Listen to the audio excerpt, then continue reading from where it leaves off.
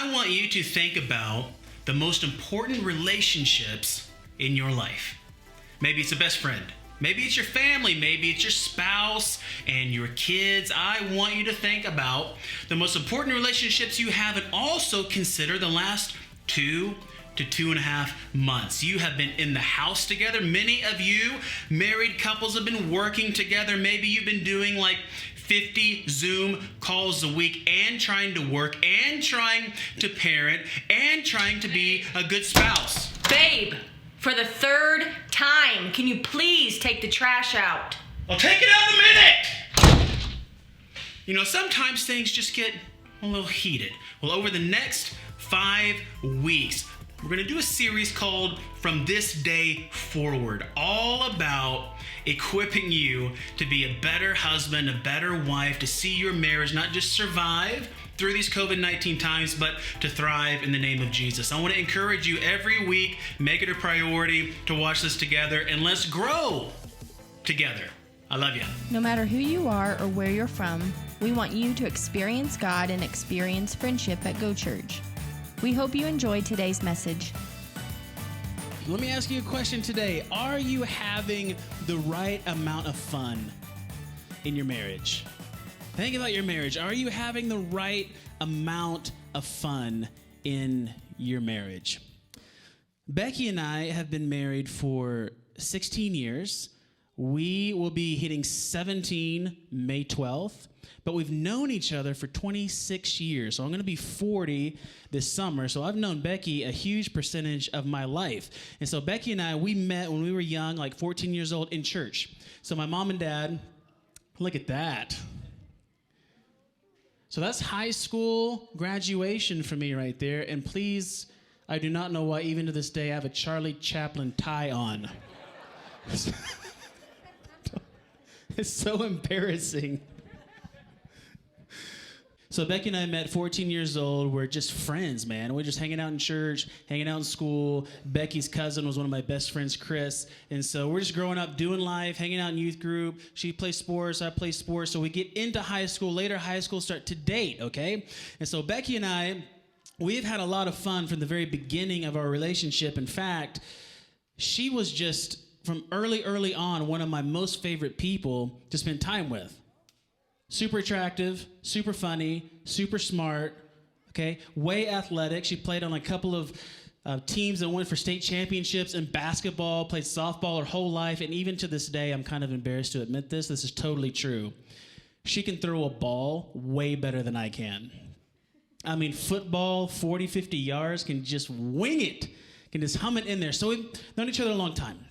Always had a ton of fun together. And when we were in church, we used to do something that my mom and dad would get mad at me for doing when they would catch us doing it. Not that kind of stuff. But they did get mad at that too later.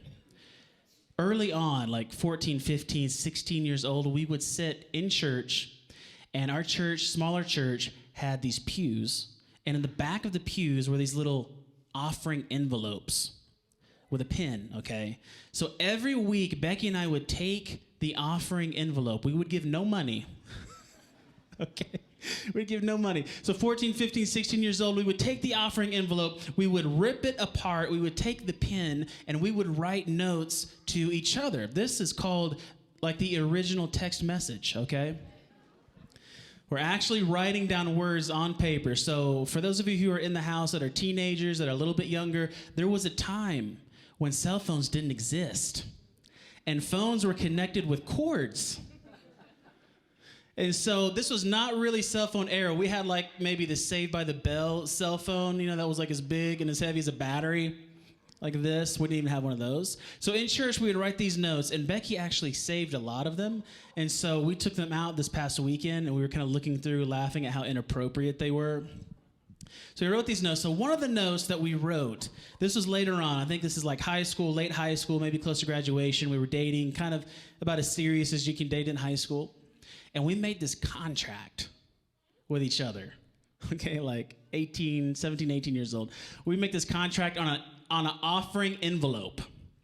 So this thing was like, if we go through life and we hit 30, and neither one of us are married, we will track each other down and we'll get married.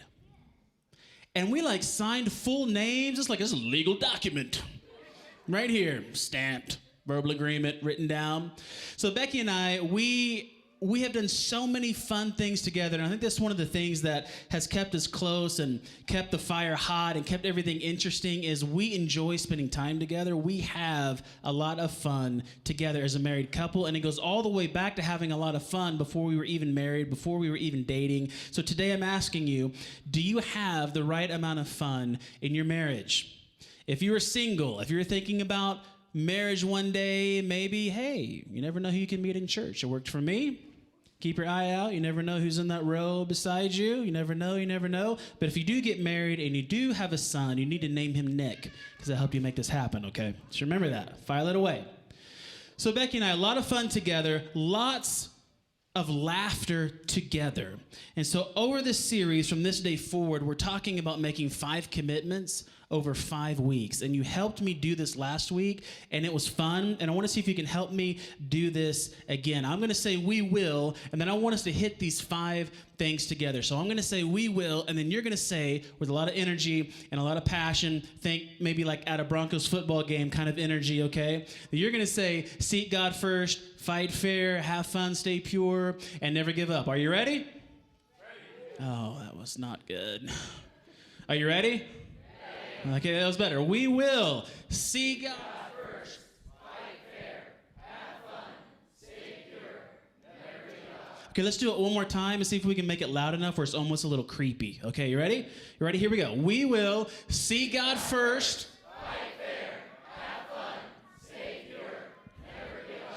That is good. That is a little creepy, too, which always makes it fun. All right, grab your communication card. Write this down. I'm sure you can guess our one big thing for today. Write it down right across the top. We will have fun.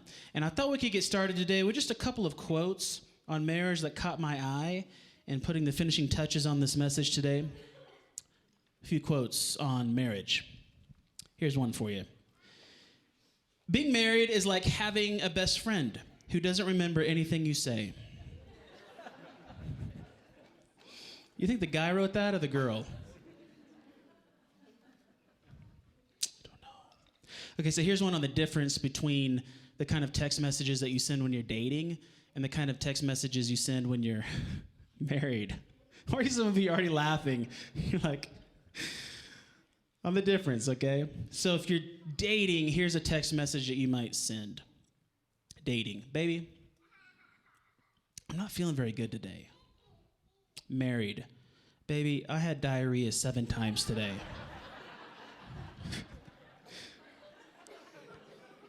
I ain't gonna go right now. I'll text you soon.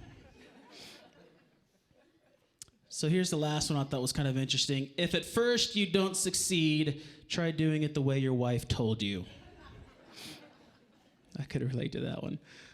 Now, I want to give you guys three things to think about today as a married couple, whether you've been married a year, 10 years, 20 years, 36 years, well beyond the 50-year mark. Both of my grandparents have been married over 50 years. It's just awesome to see that and have that as a part of our history and our life and our legacy. So I just want to encourage you today, no matter how long you've been married, or if you were here today and you were single and you were thinking about a time of being married or thinking about relationships at large, I want to encourage all of us. God is a God of hope. And it doesn't matter if you're sitting here today and you're going through a really difficult time. Maybe you are right in the middle of a divorce or right in the middle of tension or right in the middle of a hard time. God can and will get you through this hard time. Don't give up. Don't cash out. Don't run away from the Lord. Don't feel like that he doesn't know what's going on in your life. God will bring you through this difficult time. If you're here and you come out of a situation where you have some battle scars, some battle wounds, maybe a relationship that went wrong or went sideways and there's hurt and pain. Maybe it was a divorce that you went through 4, 5, 6 years ago and you still carry some of the wounds from that. I want to also encourage you that God is a God of healing. And just because we've gone through something difficult in our past, It doesn't mean that we should ever allow the enemy, the devil, to take what was in the past, bring it into our present, mess up our future, take away hope, take away possibility, take away strength. So whether you are right here in the sweet spot of marriage, or if you are thinking about it, or if you're middle of a difficult time, or you're coming out of a difficult past, I want to encourage you today that God is a God of hope. And I want to give you 3 things today that I think will help every married relationship. 3 positions that every married couple should try. But now that I say that, it sounds kind of weird. We're not talking about those positions today. It's a different series, okay? Different series, different topic. First thing I want you to write down is this. 3 ways we're going to have fun. We will have fun face to face. We will have fun face to face. So go ahead and write that down on your communication card. We will have fun face to face. And what I mean by that is have fun talking. You know, there is an undefeated champion in life when it comes to aging, spending time together, your body. 2 undefeated champions, right? Gravity. Gravity will win with your body, and time will win with your body. I know your spouse is super sexy and beautiful right now. Our faces will change. Things will develop. We will maybe not look the same in 30 years that we do right now. All that to say, we better love something more than just what we see with our spouse.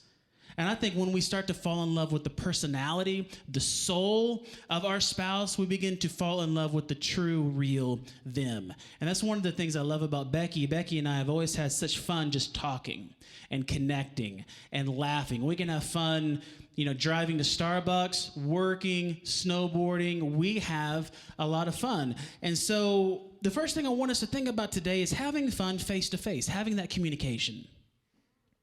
I think a date night, a specified time, being intentional with spending time with one another is so, so important. So I want us to grab a few lessons today from a book of the Bible that we have never read before. Now, this message might be a little bit PG, maybe PG-13. We're not going to the R rating, but we are going to be looking in the Song of Songs. Now, the Song of Songs written by a guy named Solomon, one of the wisest, richest men to ever walk the earth. Now, this book in the Bible is really a celebration of love.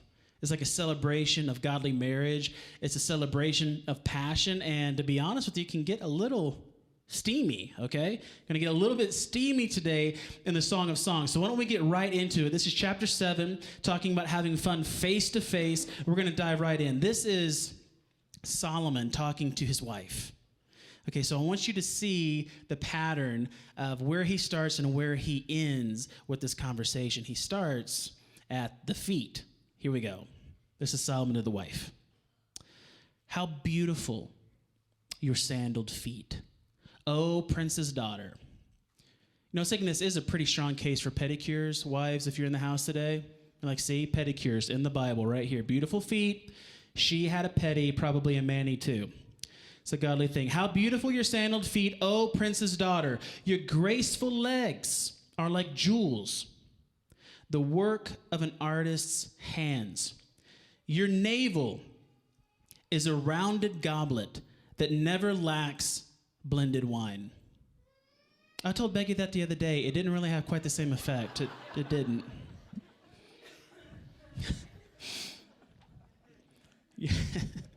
Your waist is a mound of wheat encircled by lilies. Your breasts are like 2 fawns, like twin fawns of a gazelle. Your neck is like an ivory tower. Your eyes are the pools of Heshbon by the gate of Bath Rabim. Solomon is not playing any games here, okay? He's getting quite descriptive in the language, and probably a lesson to all of us husbands here in the place. Our wives like details. They like details. So Solomon is giving some steamy details, right? Not just, you look great, babe. You look good. Yeah, it's good. No, he's like, your navel is rounded. Try this next time. Try this next time your wife comes in and she's like, hey, honey, how does this look? And you're like, well, honey, actually, your navel is rounded. And she's like, what? You're like, but. It's full of blended wine. Oh, okay. And your fawns look great. Your fawns do look great. They are twins. They are symmetrical. And you know how I like to go deer hunting. So you look great.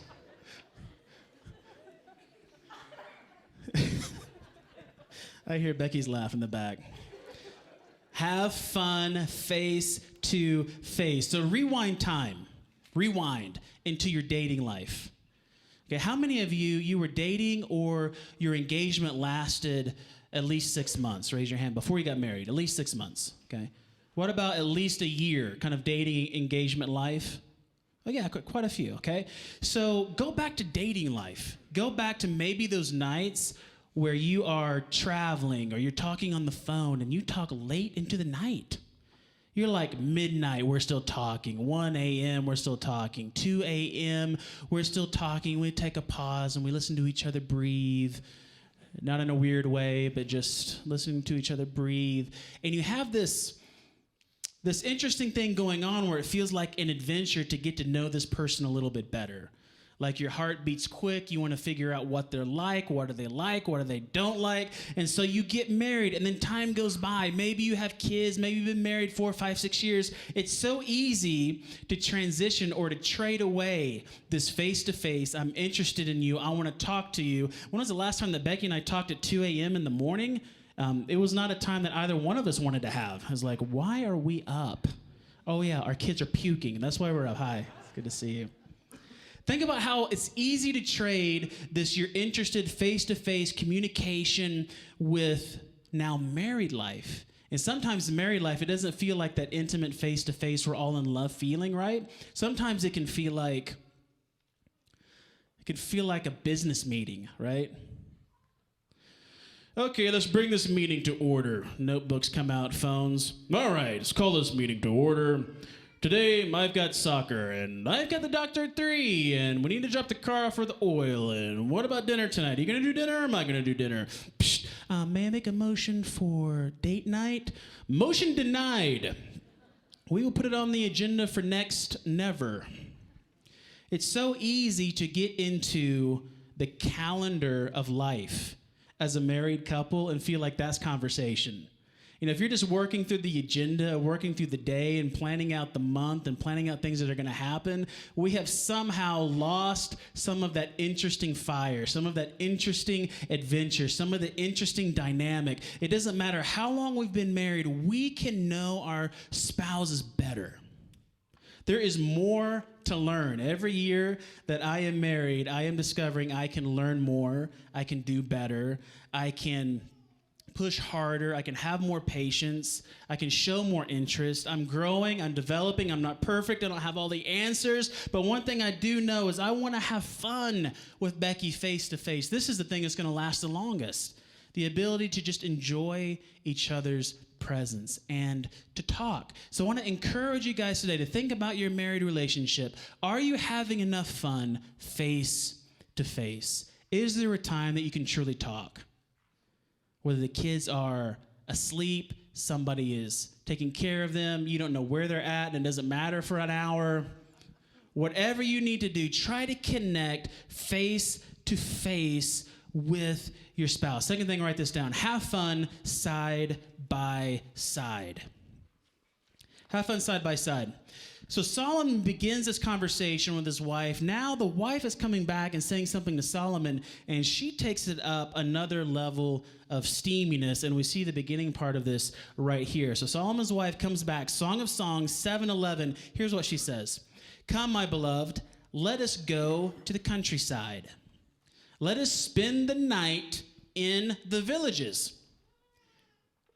Let's go to the countryside. Let's spend the night in the villages. You know what she's doing, right? This is like Old Testament version of saying, let's go on a road trip. Let's get out of town. Let's take a weekend trip. Let's get out of here, okay? So she is like, let's get out of here. Have fun side by side, doing fun things. So we're face-to-face conversation. We're side by side doing fun things together. Becky and I love to do fun things together. Love it. I've done it since we've known each other in the very beginning. We rode four-wheelers and motorcycles and horses and skydived before we got married. We just liked having fun together. And so one of the things I thought about in this point was last summer. So Becky and I having fun side by side. Becky and I are not good golfers. We're not. And sometimes, to be honest with you, we're not very godly golfers. We try to be. Something about golf, it's like this little white ball now embodies everything that I hate in my life. And I'm going to destroy it right now. Give me the driver. So Becky and I, we get out. We are probably too competitive, but we get out and we do have fun when we play golf. It's a miracle. We do have fun. So we go out and it's just me and her, and it's a miracle because our kids are in Oklahoma and our twins are at camp. So it's just like Nick and Becky Party Palooza 2016 last summer.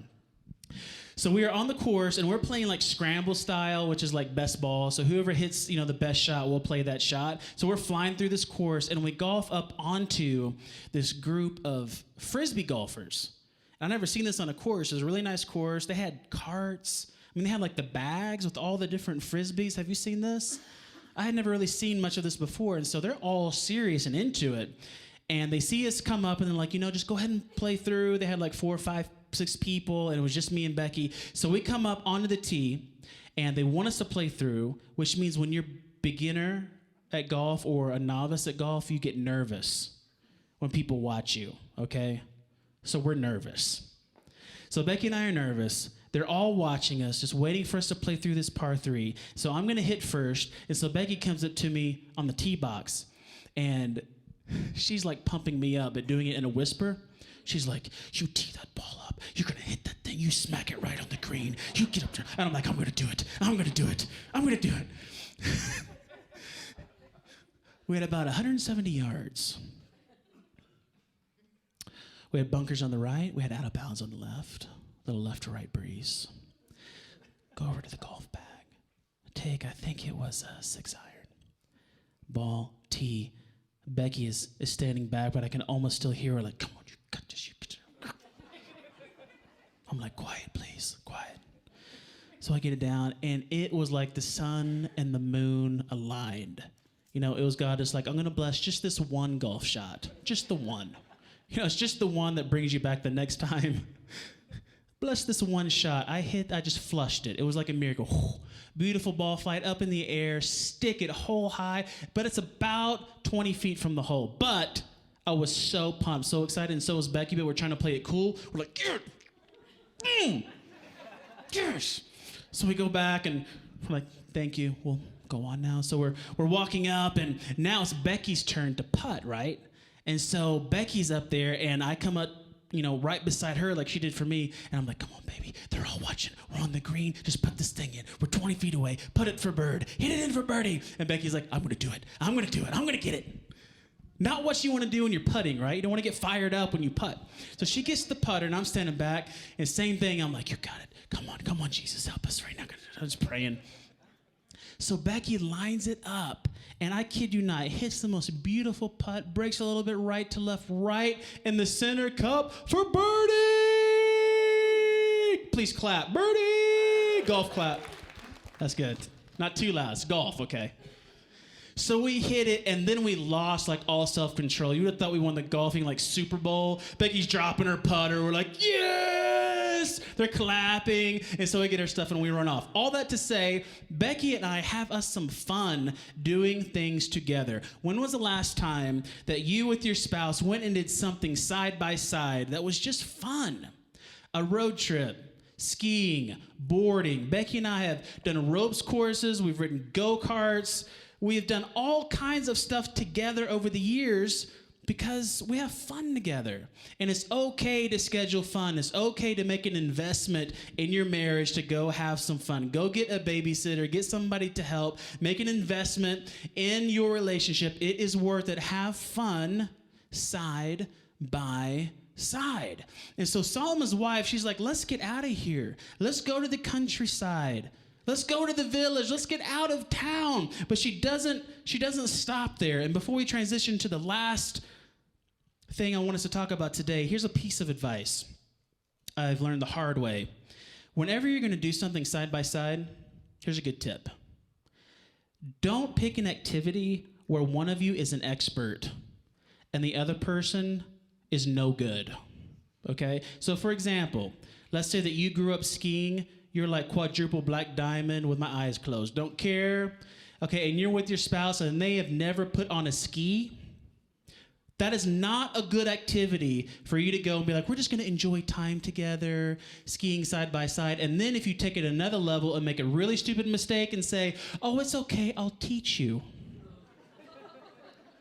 No. I'll give you the number of our marriage coach. You can use it if you try that. No, it reminds me, Becky was like, let's go do something fun together. So when we were living in Norman and she was all into like working out, doing these group exercises. I'm like, okay, I've never done like a group class, so I'll go. What do you want to do? I'll do anything you want. She's like, let's go do Zumba. I have never felt like as big of an idiot as I did in Zumba. I mean, I walk in, colors everywhere, people excited, guys and girls. Music starts pumping. I'm like, what? As soon as I pick up like what they're trying to do, on to the next thing. As soon as they're learning, on to the next thing, on to the next thing. We got hip scarves flying all over the place. And I think that was probably my problem. If I would have had a hip scarf, I would have balanced out and it would have been good. Do something that you're both equally bad at. It is much more fun if you're gonna do something side by side for the first time. Last but not least, have fun body to body. God created marriage, God created sex, God created great sex to happen in the middle of a great marriage. Song of Songs is steamy, and Solomon's wife has taken this to another level. So let's go back. This is 7, 11, and 12. Here's what she says. Come, my beloved, let's go to the countryside. Let's spend the night in the villages. Let us go early. She's moving forward here. Let's go early to the vineyards to see if the vines have budded, if their blossoms have opened, and if the pomegranates are in bloom. And look what she says. There I will give you my love. Whoa. You know what she's talking about right here, right? She's talking about having sex in the park. Okay. Do not go have sex in the park, okay? There will be no quilted park lovemaking happening. We don't want anybody to get arrested. Nobody wants to see any of that. She is talking about sex in the park. She is talking about taking the relationship to an intimate, fun place. And we all know something about men and about women. When it comes to sex, here's the difference between men and women. Women can be a little more complicated in a good way, not a bad way, but a little more complicated than the man, right? Women a little bit more sophisticated in this zone than the man. So women, let me give you a piece of advice. If you want to have really great sex with your husband, here's the deal. All you have to do is just show up. Just show up. That is all you need to do. Men, we probably need to work a little bit harder at understanding the needs of our wife physically, emotionally, spiritually. We talk different. We probably see the world differently, maybe even our relationship with God differently. We should work hard to speak the language that our spouse values and understands, understanding the language that they try to communicate love to us. For example, the first 3 or 4 years of my marriage with Becky, she would always buy me these cards. And she would write stuff on these cards, little gifts and trinkets and stuff. And for the longest time, I'm like, why does she buy me this stuff? Like, I try to show interest, you know, yeah, it's a card. Open it, oh, thanks, honey. She's like, did you read the whole thing? Yeah? No, go back. So it took me, I was so like dense as a husband. It took me like 2 to 3 years to understand, oh, wait a minute. Becky gives me these cards and gives me these trinkets and writes these things because it's important to her. That's how she communicates love to me. I should probably start buying her cards and writing stuff and buying her gifts. It only took me like 3 years to figure that out, okay? What I want to do is I want to encourage you, take your communication card or your phone, write this book down, The 5 Love Languages. I don't promote a lot of books here in Go Church, but I want to promote this one, The 5 Love Languages. If you can learn how to speak the language of your spouse and understand where they're coming from, it will just enrich your marriage in a powerful way. There's a short video that I want to show about this book, and I want you to think about your own marriage and your own relationships as we watch this.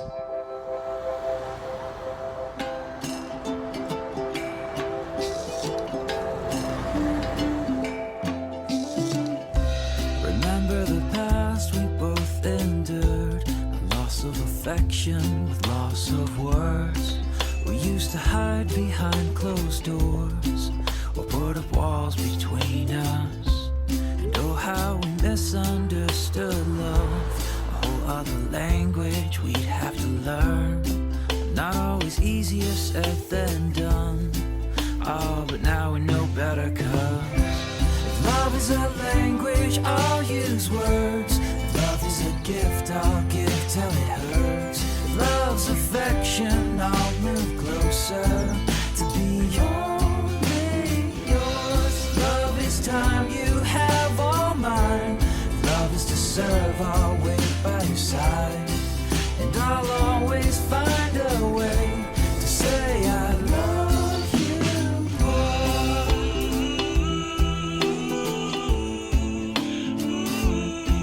I'm in love, I'm in love, I'm in love with you.